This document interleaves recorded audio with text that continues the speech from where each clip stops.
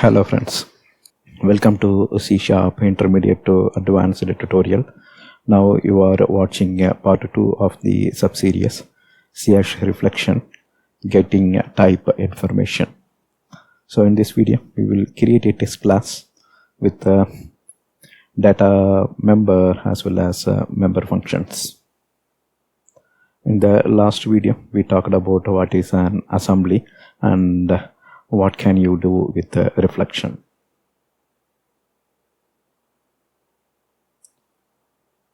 Alright, so in this subseries we will use a system.reflection API.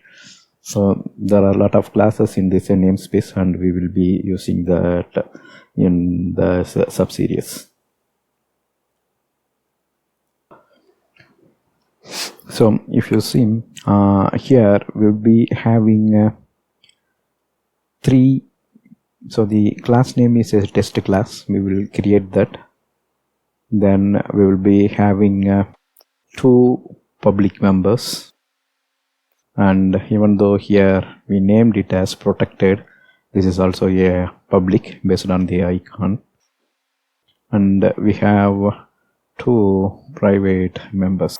So with the reflection you can get the public members.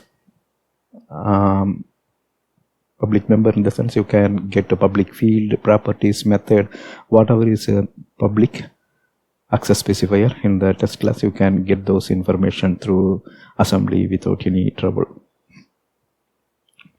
Alright, here we have this many member. Then we have two properties, int member and prop member. Then we have a method called add numbers. So at runtime we will get all this information, and not only that, here in the test class, so the test class is contained by a class library project. So we will name it later. For now you can think this as a class lib project, and in the class lib we will set this assembly information. So title, that means this class lib name is to test reflection. That's the name, project name we will give. Then here is the description, company information, product, copyright, trademark. There are a lot of assembly information. So we can get this information also at runtime. And say for example, if you want to get what is the company or what is the title of the assembly, or if you want to get a copyright notice, all the stuff you can retrieve after loading the assembly. So when we go to demo, the time we will look into this.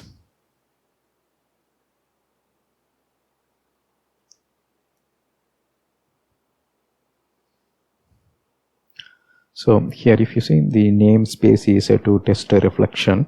Inside this we have a test class, and code snippet 0 is a reminder for you to state that assembly information were added via project properties. In the demo I will show how to add those information.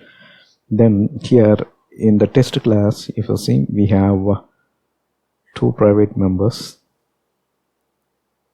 and then three public members. So we can even later change this as protected and test whether it is retrievable through reflection.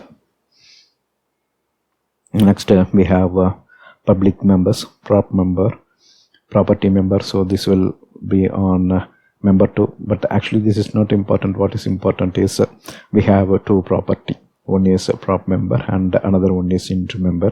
And what you can notice here is a prop member is read write property, because we have both get and set, and int member doesn't have set part, so it's a read only property.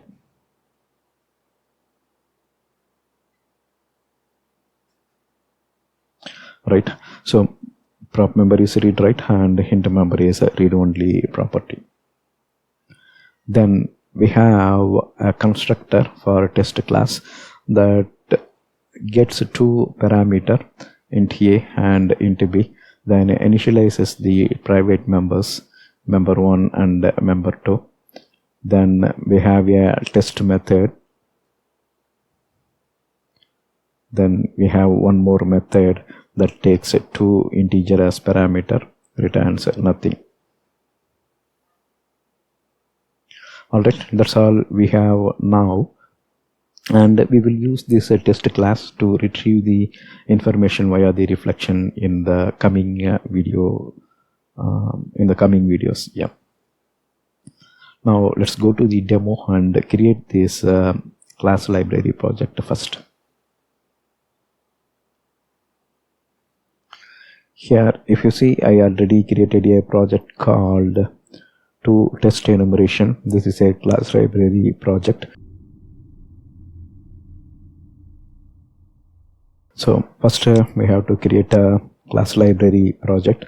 Go to file, new project, choose class library, name the solution as reflection enumerate. Here I'm giving to test reflection. That's the name I am giving for the class library. Once you create the project, you will be seeing like this. Then you have to rename this class as test class. Click on yes. That's all.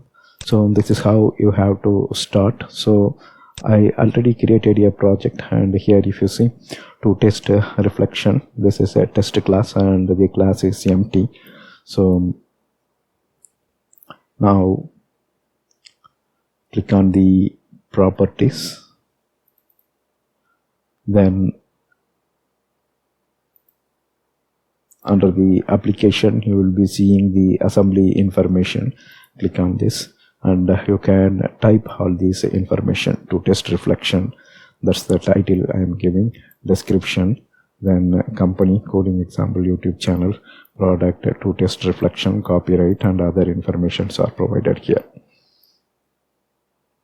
So after doing this, save everything, then build the project once. Here you will be seeing build is succeeded, and here you will be seeing the output. So this is actually an assembly and it is delivered to a specific location. So in .NET, whether it is a DLL or Exe, both are called as assembly.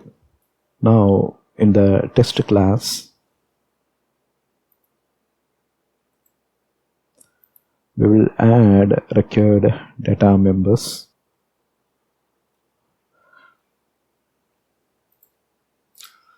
So as already explained in the slide, we have these data members. Then we have public properties for member 2 as well as for member 1. So the property here is public, that means we can access it via reflection at runtime. So we have 2 public property and we have 3 public data members. Then here if you see, we have a constructor that takes 1 integer and 1 string parameter and assigns the internal members. Then we have a test method. It doesn't take any parameter and returns nothing. And so this is actually the constructor test class. That's the name of our class, right? So we have a constructor that takes integer and string. Then we have a method that takes nothing and returns nothing. Then we have a function called add numbers that takes an integer, then one more parameter that's also an integer. The parameter names are x and y. That's all. Now we can build this once again.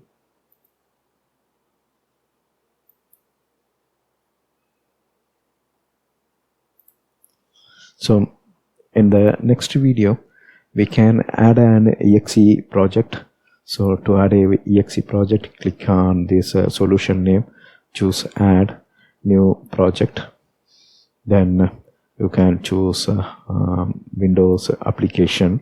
here at this moment I am giving it as a test. Why? Because in the next video I will share an empty template so that you can see the Exe project as well as form design. For now, here I am just showing we are adding a new Windows application project to the same solution. Now our solution contains two projects. One is a test, that's the Exe project, and another one is to test reflection. So if I build this, you can see it will deliver two assembly. So one assembly is a DLL assembly to test reflection, and another assembly is test.exe. So we have two assembly. For now I am deleting this, or because in the next video I will be sharing the form design, and let me delete this. That's all. So this code is available in the video description. That's all here in this video. Thank you for watching. Bye.